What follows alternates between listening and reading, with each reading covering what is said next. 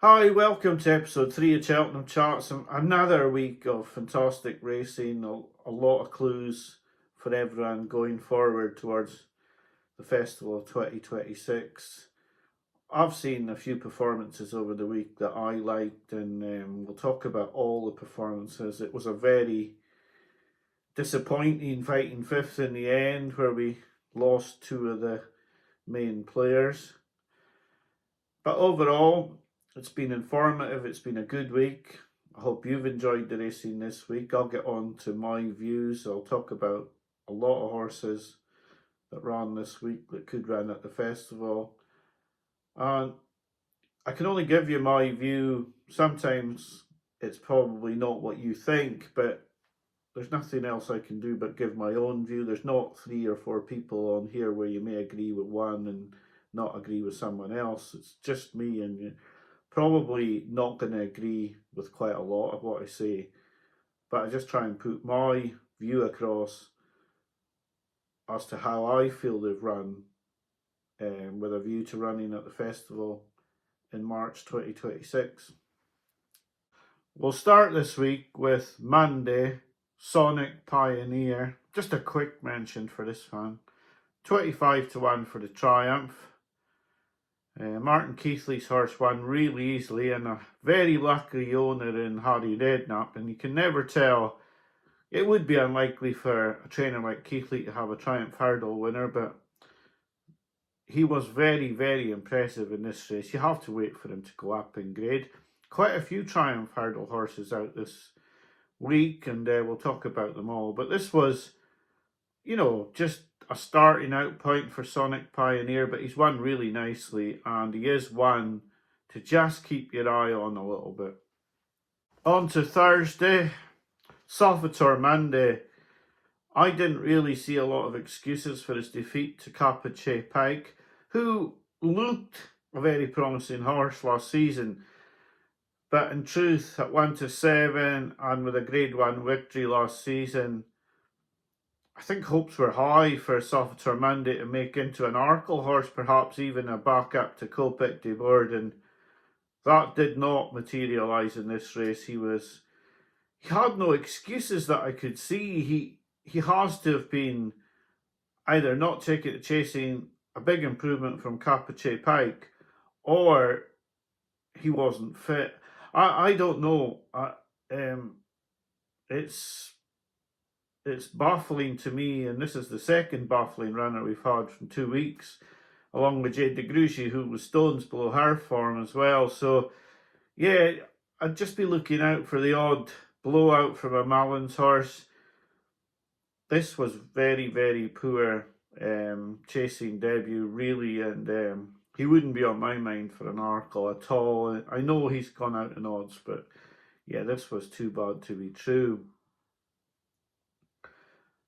I was quite surprised to see the wide margin maiden winner, Le Divin Enfant, still be 25-1 for the Supreme. Normally, these horses, there was another one of these during the week as well that I want to talk about, probably a bit more than this one, but this won by 28 lengths. Absolutely romped in. It's still 25-1 for the Supreme. I was quite surprised by that, I have to say.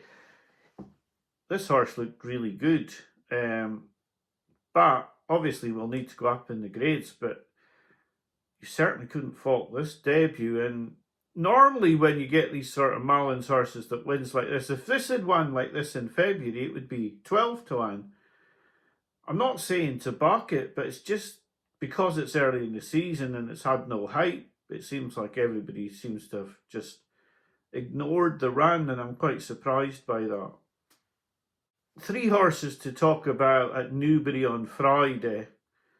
The first of those was one that really impressed me, and it's another Supreme horse who just looks like he's been completely ignored as well. I was shocked to see this horse at 25-1 after the race. Now, I know it's only his first time out, but I don't know, the bookmakers seem to have dismissed this run as well from Act of Innocence, who I thought was superb in winning a maiden where Henderson has typically taken a good one out in.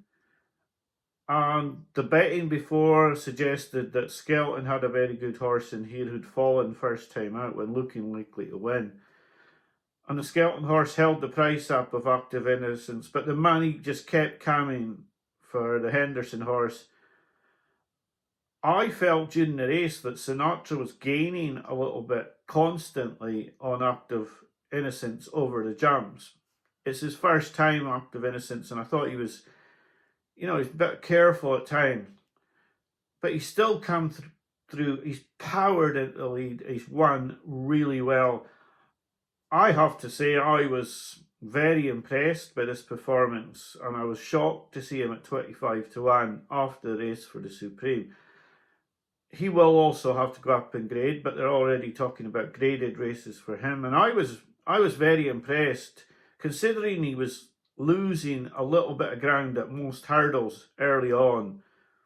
I think he's won with a lot of authority here. I was impressed by this performance. I am shocked to see that he is as big as he is for the Supreme at the moment, especially when Henderson tends to use this race for a good horse. It does seem that if these horses aren't hyped up like My Daddy Paddy, who won an absolute worthless race at Carlisle and is 7-1 favourite now, but if you don't go telling everybody you've got a good one and you think this one's special and you just win a race, you seem to be able to keep your price. So I'd keep your eye on this Active Innocence. I have to say I was impressed myself. He was actually 7 seconds quicker than Highland Crystal, who's another juvenile who looked fantastic in winning her second race over hurdles. And she just powered clear in the final sort of 300 yards of this race. She didn't look like she had them covered. It was a bit like Woodhoo the week before, but the farther she went, the better she looked, and she is taking the Woodhoo path, and you couldn't be anything but impressed by this. This was really good, and a horse to keep certainly an eye on at least. The final one at Newbury was Impose Toi, and I know a lot of people are going to get very excited about this horse for the Stairs Hurdle, and he was good. He tanked through this race, but he was getting £6 off Strong Leader. He did just pick him up, and I wonder if De Boinville got a little bit too confident here, and he only just got there in the end. It's a good performance. It is the sort of race where Strong Leader excels. I'm just a little bit concerned it might be slightly below Stairs Hurdle standard, especially as he was getting £6. Would he have won without £6? He may have, but yeah, I'm a little bit more lukewarm on this performance than I am on the other two performances at Newbury. I know most people would probably be more impressed by Impose Toi than the likes of Active Innocence and Highland Crystal, but I have to say, while I was impressed, it didn't create a deep impression on me. It wasn't one where I thought, I have to be on that next time out. He's come in odds. He's about 10-1, 12-1 for the Stairs Hurdle. I think that's about right. I don't really think I'd have him any shorter in the market. And certainly the one I took out of Newbury on Friday was definitely Active Innocence. I was also really impressed on Saturday with the performance of Jimmy Desoy. I really took to this performance. I know that Henry de Bromhead's horses have gone slightly off the boil, and I don't mean they're running poorly, but they're just not quite finishing out their races like they were. But Jimmy Desoy was very, very good now in this race. And I know that everybody has just fallen for Final Demand. He was superb in his debut. But Jimmy Desoy really impressed me, I have to say it. Like, there's no getting away from what he did. Was really, really good. He smashed up a good field here. And when you look back to his Coral Cup win, he's absolutely bolted in in that race, and he's beaten Imposé Trois and run away from him up the running, and Imposé Trois done what he did on Friday. I do think that the 10-1 for him, if you're having an each way bet in the Browns, is big value now. I really do.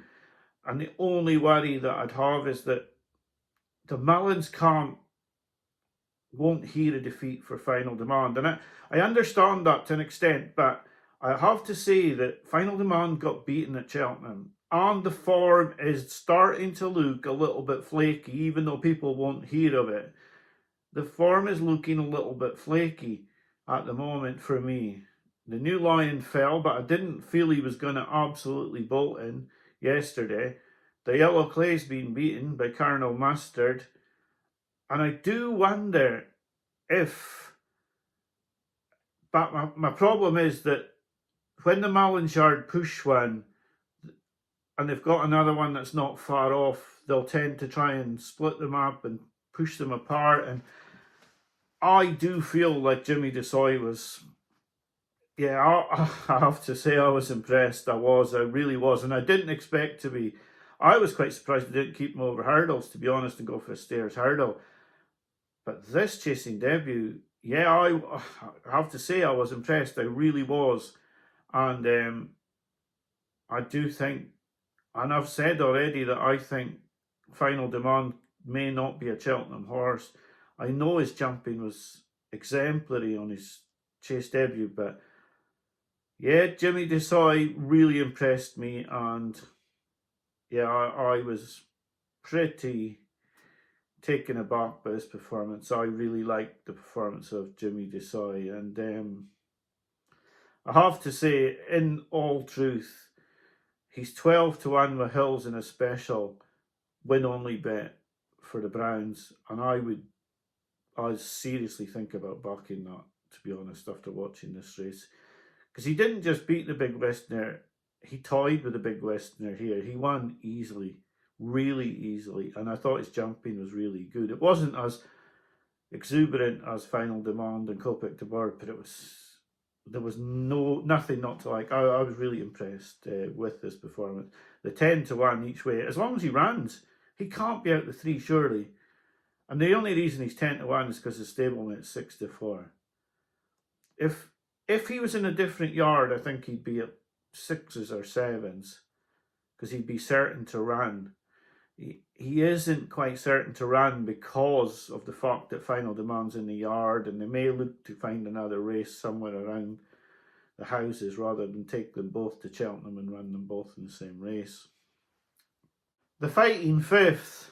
I was so looking forward to this race, so excited. Couldn't work out who would win. Would the New Lion like 2 miles? Would Amsterdam be what they said? Was Constitution Hill going to come back? And in the end, Golden Ace has won, and she is such a credit to her connections. She was virtually pulled up 4 weeks ago, so to win this was just absolutely fantastic. You know, to come back from a bad scope like that and win. And you have to give her the credit she's due. She's a good horse. She's won now a Mayor's Novice, a Champion Hurdle, and a Fighting Fifth. She's just amazing for connections, who have taken chances with this horse that bigger, more high-profile owners haven't had the guts to do. And it's fantastic for them. Really fantastic for them. And yeah, she stayed on well to win. Amsterdam, I don't know. For me, a lot of people look at this and say, well, he's given the Champion Hurdler £7, as he'd have to do in the Champion Hurdle. He's only, I think, still 5. I don't know. I haven't checked up. I think he's still 5. And he's run well, but for me, he dogged it. I think he dogged it. His head was going to the left all the time. I just felt like, yeah, that wasn't fully fit. Something was ailing him, or he dogged it. It's as plain and simple as that. He looked like he was going to win, and yeah, but I wouldn't want to be with Amsterdam. Anti Post, you can't be with Amsterdam because he's got to stay fit to the champion hurdle, which you don't know about. I feel he possibly dogged this a little bit, and yeah, he's just not for me. He's just not for me. Constitution Hill, this was such a shame to see a potential great horse in history now falling 3 times out of the last 4. He simply has not got to grips with the new hurdles. He doesn't look confident. And I can't imagine how difficult it is to be training a horse who's flying at home, who's jumping all his hurdles at home easily, and then he's falling on the track. But you do have to feel that the horse's welfare has to come first. It's such a shame. I cannot believe some of the things I've read from supposed horse people delighting in Constitution Hill failing to get round again because they've been proved right that he can't jump and that, and saying that he wasn't a great horse. For me, he was. His champion hurdle win and his supreme win was an amazing horse who now will never fulfill his potential, and that to me is disappointing. But it's equally disappointing. I understand people don't like Henderson. A lot of people don't like the hype around the horse, but to take the delight they have in the demise of the horse is, yeah. I don't believe that people like that are really into horses. They're more into wanting to push themselves forward as, look at me, I got it right once, but it's not like that here. I get it right occasionally and wrong more often than not. The new lion in this race, I obviously was negative on his chances before the race, so I'm probably very biased in my opinion that I didn't think he was going that great. Now, he is a horse that's found over staying trips. He didn't have Constitution Hill to worry about. I don't think he liked being in front. I didn't think he looked comfortable throughout the race. I was not convinced he was going to win. I would be far happier if he was my horse to put him up at the stairs. I know it's not a prestigious race, but I didn't think he looked comfortable in this race at all. I'm not convinced he would have won. I don't know what they do with him. A lot of people will feel he would have won easily. It seems like skeletons think that, but for me, I didn't think that. So, yeah, you've got to put your horse in the race to win. As for Constitution Hill, I think I would pull up stumps. You can't risk that the horse doesn't get up from the next fall. He doesn't look confident. Amsterdam, I thought, dogged it, like I said, and the new lion for me, I'm not convinced that he was going that well, in truth. So that was a race that I was so excited about, and 2 failed to complete, and the other horse that was high in the betting looked like he dogged it to me. So the champion hurdle, the saga will roll on. No one knows who'll turn up. We won't know. Even Connections Lossiemouth will still not commit to going to this race, and even if they do, you wouldn't believe them anyway. So we will see at the end of the day who turns up for a champion hurdle, and on the day I may have a selection. I certainly wouldn't be going in anti-post at the moment. Fairy House on Sunday. Narciso Haas was the big talking horse, was well beaten by Mange Tout. I don't know if the Mullins horse will improve that much for this run. I thought it was a quite comprehensive win. I know they were both well clear. He didn't jump the last well, and the mare tucked him away pretty easily in the end. I thought it was a race where I don't know, I was a little bit underwhelmed by it, if I'm honest. He'd need to come on a fair bit. Now, there are Mullins horses seeming to be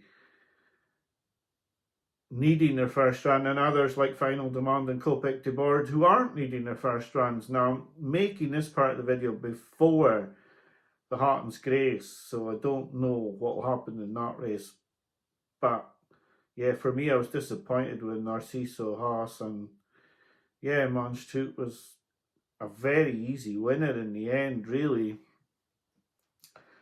Cocktail Brute won the Royal Bond. This race is not a race I'll be taking forward. I thought he was going to get beaten by Blake for quite a fair chunk of the run. Yeah, this was a little disappointing for me. If Cocktail Brute had gone away and won this by 3 lengths after the last, I would possibly have taken more notice of the form, but I think this is a disappointing race, and I will be disappointed if there's a supreme winner in that race.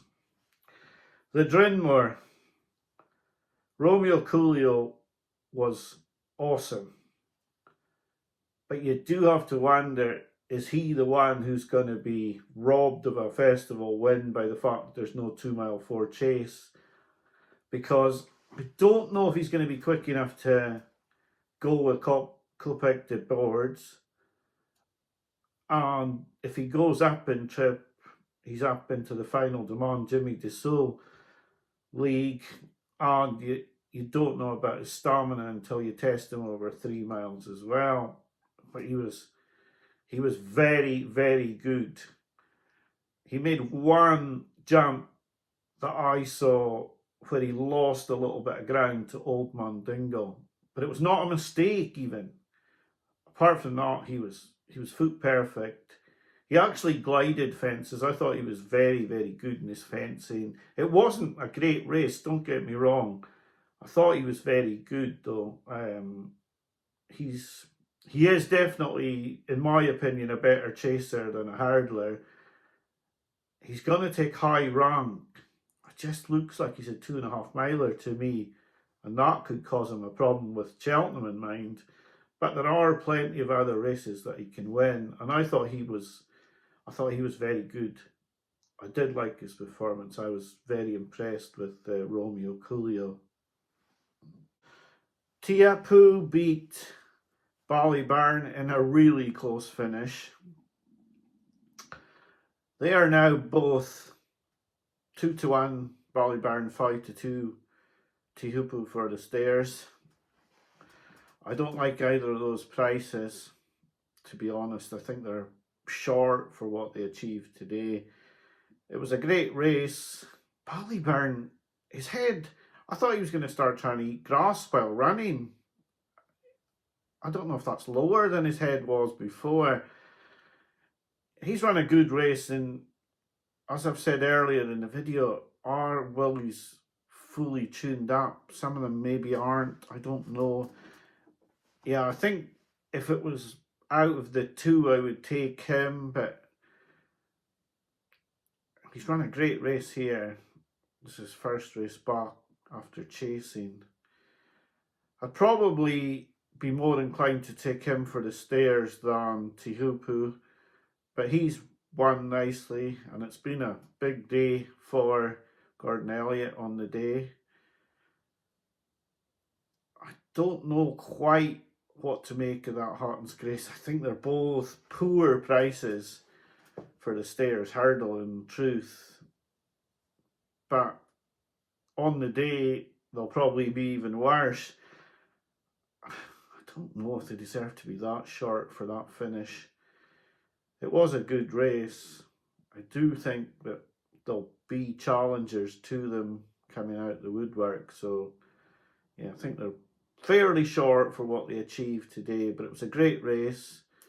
Ballyburn was possibly a little bit unlucky, but then he just didn't hold his ground well, and then when he moved out, he lost maybe half a length. That was enough to get him beat.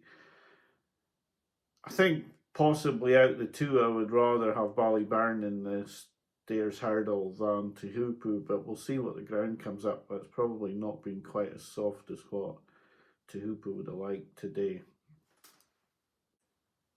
So a great week's racing at a close. I hope I can make a shorter video next week with the Tingle Creek, and